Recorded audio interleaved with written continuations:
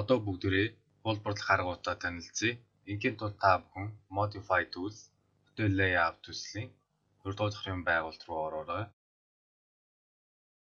Хэрвээ та объектыг ойролцоогоор хуулах сонирхолтой бол шаардлагатай объектоо сонгоод болгоныхон курсорыг дээр нь байршуулж байгаад Ctrl-оо дараад маус нэгээ дарж чирээд шаардлагатай газар авчиад суллаарай. Харин бусад дэлгүүрүүтэй харилцаамаар л хуулах шаардлага гарвал copy багжийг ашиглах нь боломжтой. ESC дарж сонголтоо болиулаад copy багжийг сонгоё. Тэгээд хуулахыг хүсэж буй объектуудаа сонгох хэрэгтэй. Энэ удаа бүгдээрээ ганц уг ханыг сонгохыг хүсэж байгаа учраас Enter дарж сонголтоо хүлээн зөвшөөрье. Тэгээд уг угаалтурын баруун зүүн талд хуулж байршуулах сонирхолтой байна. Тиймээс угаалтуртайгаа харалтаа болгоныхон курсорыг ханы баруун гадруу дээр байршуулаад маус нэгээ товшъё. Тэгээд баг зэрэг татаад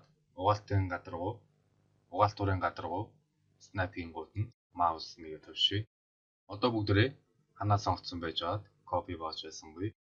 Тэгээд ханыхаа зүүн гадруу дээр болгоныхон курсорыг авчиад маус нэгээ товшоод угаалтурынхаа баруун гартлын гадруутай зэрэгцүүлээд хуулъя.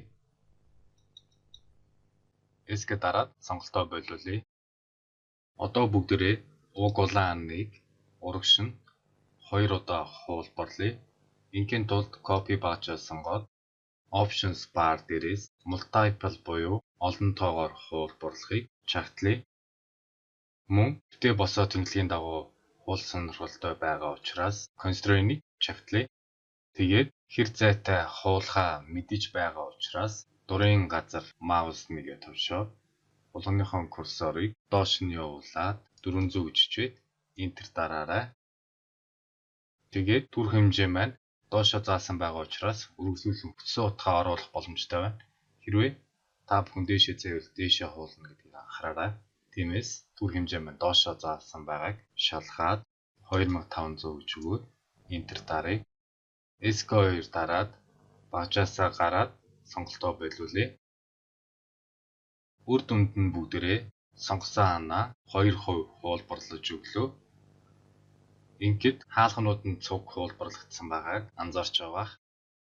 Энэ нь Revit-ийн бас нэг ухаалаг харилцаамаар л юм. Хэрвээ танд эдгээр хаалга шаардлагагүй бол сонгоод Delete багжийн тусламжтай устгаж болох юм.